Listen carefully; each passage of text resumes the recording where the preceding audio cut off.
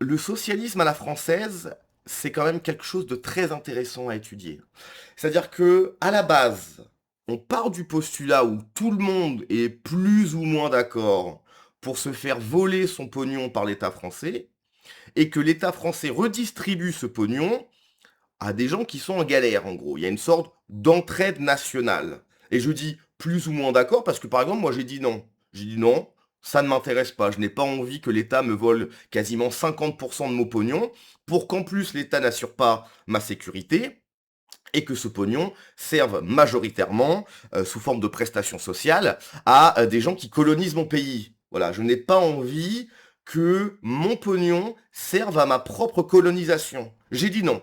J'ai dit non, non, ça ne m'intéresse pas, je pars. Merci, bonsoir. Mais bon, à la base, c'est ça, on est plus ou moins d'accord. Ok? Donc on passe de ça à maintenant, ce pognon, ok, est dirigé, je sais pas si c'est majoritairement, mais disons en priorité, à des gens qui ne sont même pas français. Voilà. Donc pendant 1000 ans, on s'est dit, tiens, on va essayer de bâtir un pays qui tient la route. On avait réussi. C'était le plus beau pays du monde. Et puis, 40, 50 ans de socialisme, hein, où on a donné tout notre pognon, toute notre richesse à absolument tout le monde, surtout pour voir le résultat. Hein, c'est-à-dire qu'on donne à tout le monde, on n'a jamais été autant détesté, dénigré, etc. Comme au Mali, par exemple. Oui, les Français partaient du Mali, etc. On part, 2 jours plus tard, ouais, on a des problèmes, vous voulez pas nous filer un petit peu de pognon? On leur en file, et puis derrière, ouais, les Français, etc. Bref. Alors, de toute façon, je pense que ça peut très facilement se résumer. Hein, trop bon, trop con. Voilà, on essaie d'être trop bon avec tout le monde. Qu'est-ce qu'on récolte? Un crachat en plein visage. Voilà, en plein visage.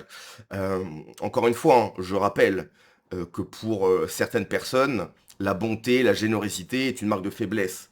Certaines personnes ne comprennent que le rapport de force. C'est pas du pognon qu'il faut leur donner, c'est dire si tu continues à me casser les boules, ce qui va se passer, tu vas pas aimer. Voilà. Et là, c'est la paix. Non, non, arrête de me casser les pieds parce que je vais m'énerver. Et là, c'est la paix. C'est pas en filant du pognon. Donc bref, je cite le strongman Aurélien Lejeune, que je ne connais pas du tout, hein, peut-être que Baptiste Marché le connaît, moi je connais pas du tout. Bref, souhaite prendre un rendez-vous sur le site de la CAF, mais aucun créneau n'est disponible dans les bureaux près de chez lui. En revanche, en sélectionnant le motif ressortissant étranger, donc pas du tout français, je suis réfugié, des rendez-vous sont disponibles tous les jours. Voilà. La CAF, c'est votre pognon. Ok, ça c'est l'État français, c'est votre pognon. C'est votre argent qui a été volé par l'État français. Et ben la CAF a des rendez-vous pour des mecs qui sont pas français, des ressortissants étrangers, des réfugiés. Alors bon, tout le monde est réfugié. Un Marocain, il n'y a pas la guerre au Maroc. Oui, bah réfugié, on sait pas quoi mettre, on va cocher réfugié, allez, c'est-à-dire, il n'y a pas la guerre, ça se passe plutôt bien, allez, réfugié, comme ça va plus vite pour les papiers, hein, bien sûr. Donc bref, on va écouter ça, c'est parti. Bon, un petit truc qui m'interpelle quand même. Alors, je dois faire des démarches sur la CAF. J'y droit que dalle, mais on a le droit au truc quand même quand on a deux enfants de base que tout le monde a. Compte tenu d'un changement de situation professionnelle dans le foyer, on doit faire des changements. Bref, sur leur site ça marche pas, forcément on peut pas le faire. Quand on appelle, on nous annonce 1 heure d'attente, et au bout d'1 heure, ça raccroche en disant il n'y a pas de conseiller dispo. Je me dis oh c'est pas grave, je prends rendez-vous. Il y a des bureaux à côté de chez moi, sur la plupart des villes, il y en a un bon paquet. Donc c'est là où c'est drôle, je vais sur le site de la CAF, je prends rendez-vous et je vais vous faire voir. Alors là, ça me fait rire parce que c'est la cave de l'heure. Et l'heure, c'est chez moi, quoi. AdSense, ah mais attends, comment ça se fait que le mec a AdSense? Il fait des vidéos sur YouTube? AdSense, c'est là où est-ce que quand tu es sur YouTube, tu dois créer un compte AdSense, donc c'est Google, et t'es payé par AdSense. Voilà, peut-être que je vous apprends un truc, bref. Mais cave de l'herbe, c'est à côté de chez moi, ça. Hein. Là, vous voyez, je mets mon changement de situation professionnelle. Aucun créneau n'est disponible dans tous les bureaux aux alentours. Donc je suis un peu curieux, tu vois. Je me dis, je vais essayer sur d'autres motifs.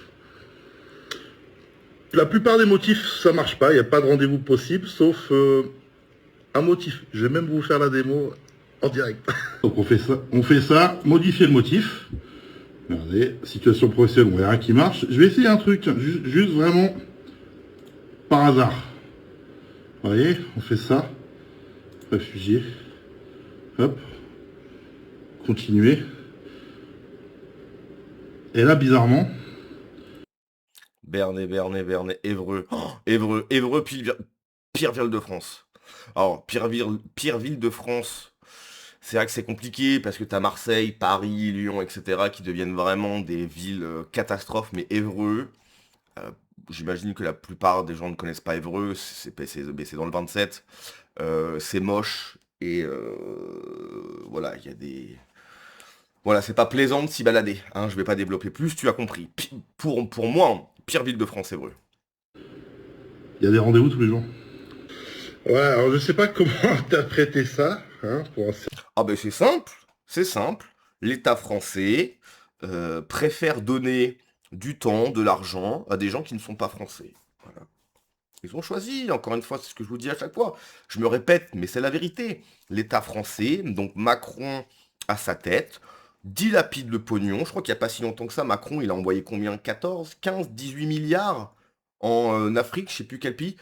Pourquoi on ne sait pas, voilà. Donc c'est Macron, il s'est dit, je vais envoyer 18 milliards, je sais plus à quel pays, le Nigeria ou quelque chose comme ça, ce qui va servir à rien, hein, ce qui va aider à aucun développement.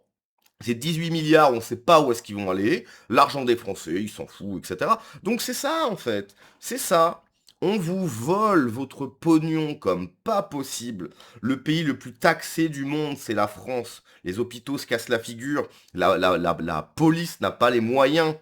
Il y a des collèges, il y a des lycées qui ne peuvent même pas se faire rénover. On peut même pas rénover certains monuments. On peut même pas rénover nos églises. Par contre, on a 18 milliards pour le Nigeria. Bah voyons. C'est ça.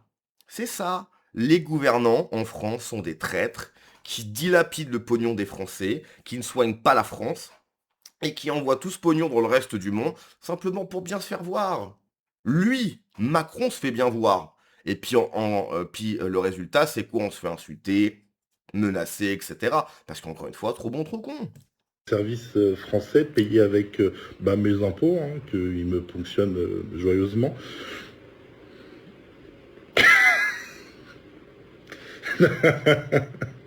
Bref, vive la France. Tchuss.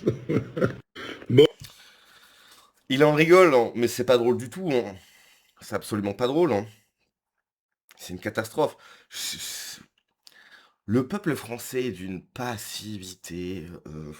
En fait, je pense que ce qui m'énerve le plus, c'est cette passivité. On voit que c'est n'importe quoi, on se fait prendre pour des jambons, on nous manque de respect, on se fait remplacer sur notre propre sol, il y a des attentats, de l'insécurité, et on est là, oui, 2027, vous allez voir, mais c'est une cata, mais où sont nos baloches, quoi?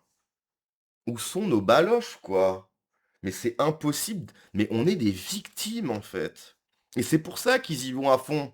En fait, on est des victimes. Et comme ils savent qu'on est des victimes, bah, ils y vont à fond. L'État français, l'envahisseur, etc. On est des victimes, ils y vont à fond, quoi. C'est hallucinant, cette passivité. C'est pas possible. C'est pas possible, en fait. Juste ça. Ah, ah, si il y avait que ça, mais en fait, je pense que c'est un tout, un tout. Le français, le français moyen, en fait. Mince, qu'est-ce que j'ai fait? Non, c'est une autre vidéo, ça. Le français moyen, en fait, n'a plus envie de. il- Je pense, hein, le français moyen, il se dit, ok, il y a que moi qui compte. Il n'y a pas cette dimension de mon pays a un problème, etc. Je vais faire tout ce qu'il faut pour que ça s'arrête. Non, c'est moi voilà, j'ai un peu de bouffe dans le frigo, j'ai un toit. Voilà, le français se contente de survivre. Voilà, la survie, ça lui suffit. Voilà, faire quelque chose de grand, ok, comme ce qu'ont fait nos ancêtres, ça ne l'intéresse plus. Il a envie de rester tranquillement chez soi, pas faire de bruit, et il espère tranquillement que, je sais pas, il se passe quelque chose, un miracle, voilà. Je pense que le français de base attend un miracle. Ce miracle n'arrivera jamais, ok? soit on se sort les doigts du huc, ok? Le miracle, faut arrêter de penser au miracle. Ça n'arrivera pas. Il n'y aura pas de miracle, ok? Il n'y aura pas un Napoléon qui va débouler, si tu veux, ok? Le- Quand Napoléon arrive ou les rois de France, c'est qu'il y a quelque chose de global. C'est plus les mêmes hommes maintenant, ok? C'est plus les mêmes hommes comme avant. Donc faut oublier l'homme providentiel qui va débouler. Ce miracle n'arrivera pas. Et ceux vraiment qui pensent que le miracle, c'est le Rassemblement National en 2027, calmez-vous, hein, parce que là vraiment, vous allez droit dans le mur. Faut se réveiller. Il faut que le peuple français se réveille, quoi. Il faut qu'il y ait des manifestations monstres tous les week-ends. Et puis voilà, quoi. Il faut littéralement que ça change. C'est plus possible, quoi. C'est vraiment plus possible. J'ai même pas envie de lire les commentaires. Enfin, de toute façon, je pense que ça se passe à 2 commentaires. Je pense qu'on est tous d'accord pour dire la même chose. Allez, à la prochaine.